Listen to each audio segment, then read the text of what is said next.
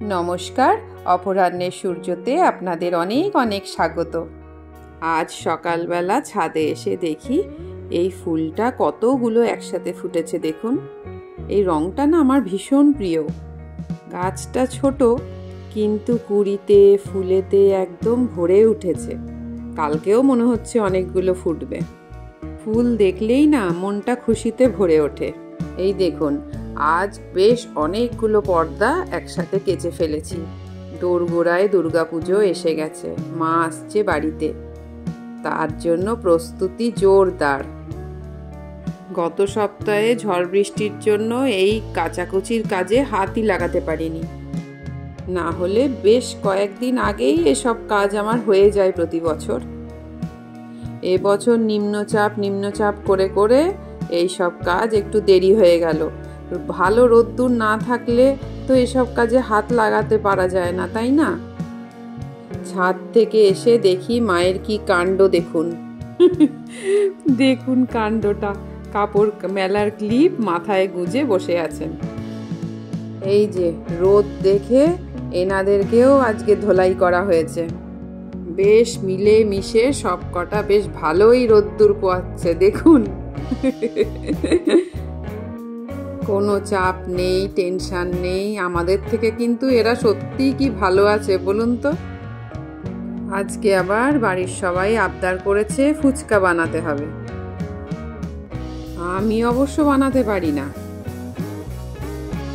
আমার বাড়িতে যে বোন আমাকে রান্নার কাজে সাহায্য করে সে বানাবে। শুনেছি যখন করোনার সময় ওর কাজ চলে গেছিল না, সেই সময়ে ও ফুচকা বানিয়ে বিক্রি করে ও সংসার চালিয়েছিল। তাই এই কাজটাতেও খুবই এক্সপার্ট। আমি জানতাম যে আটা বাজার থেকে কিনে আমরা রুটি টুটি খাই, সেই আটা দিয়েই বুঝি ফুচকা বানাতে হয়। কিন্তু ওর কাছে শিখলাম যে রেশনের যে আটা দেয় সেই একটু খসখসে মতো, সেই আটাতেই নাকি সব থেকে ভালো ফুচকা হয়। করোনার সময়ের কথা মনে পড়ে, এমন অনেক আইটেম যা কোনোদিন বানাইনি কখনো ঘরে, সেগুলোও বানাতে সবাই শুরু করেছিলাম। কারণ তখন রেস্টুরেন্টগুলো সব বন্ধ, হোম ডেলিভারিগুলো সব বন্ধ, রাস্তার মোড়ে ফুচকার দোকানগুলো সব কিছুই পাওয়া যাচ্ছে না। কত রকমের মিষ্টি সবাই বানাতে শুরু করে দিয়েছিল, জিলিপি থেকে শুরু করে গোলাপ জাম সব প্রচুর দেখতাম ওই সময়টা। তা যেটা বলছিলাম আর কি, আমি তো সাধারণ আটা দিয়ে আর সুজি দিয়ে তখন আমি ফুচকা করেছিলাম। খুব কড়কড়ে যেরকম আর কি ফুচকার দোকানে বিক্রি হয় সেই রকম ফুচকা হয়নি। তো যাই হোক, নাই মামার চেয়ে কানা মামা ভালো। তখন খুব আনন্দ করে সবাই, পরিবারের সবাই মিলে আমরা বেশ এনজয়ও করেছিলাম খেতে। এই যে ফুচকা ভাজা শেষ হয়ে গেল, এবার সব মশলাগুলো ও কি সুন্দর সাজিয়ে রেখেছে দেখুন। কাঁচা লঙ্কা সেদ্ধ, বিট নুন, লঙ্কার গুঁড়ো, জিরে ধনের গুঁড়ো, গন্ধরাজ লেবু, ধনে পাতা, ছোলা মটর সেদ্ধ, বাদাম। এইটা নিরামিষ ফুচকা বলে এত কিছু লেগেছে।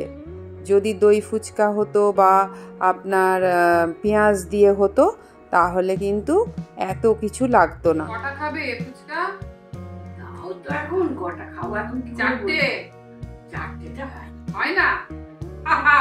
চারটেটা তাহলে কটা? দাঁড়াও, মোটামুটি 10টা করো। 10টা?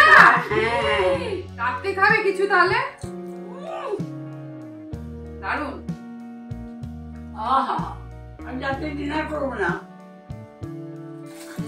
আমি রাত্রে ডিনার করবো না, আমি এটাই খাবো। ভালো হয়েছে, খাবারটা রুটি তরকারি খাই। কি ভালো হয়েছে, দারুন দারুন টেস্টি।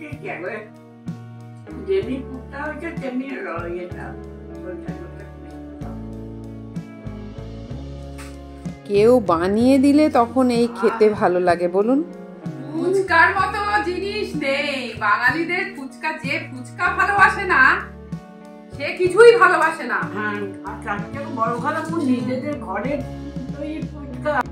ও আমায় বলছিল, দিদি ভাই কটা বেলো ভাজো। বলছি না বাবা, আজকে তুমি করো, আমি আরাম করে খাবো। এই যে ফুচকা আলু মাখা সব রেডি করে রাখলাম, ওরা অফিস থেকে আসলে ওদেরকে দেব। শুনলে ওরা খুব খুশি হবে যে আজকে ফুচকা হয়েছে। আজকের এই আনন্দের মুহূর্তটা আপনাদের সাথে শেয়ার করলাম। আজকের মতো এতটুকুই, দেখা হচ্ছে পরের ব্লগে।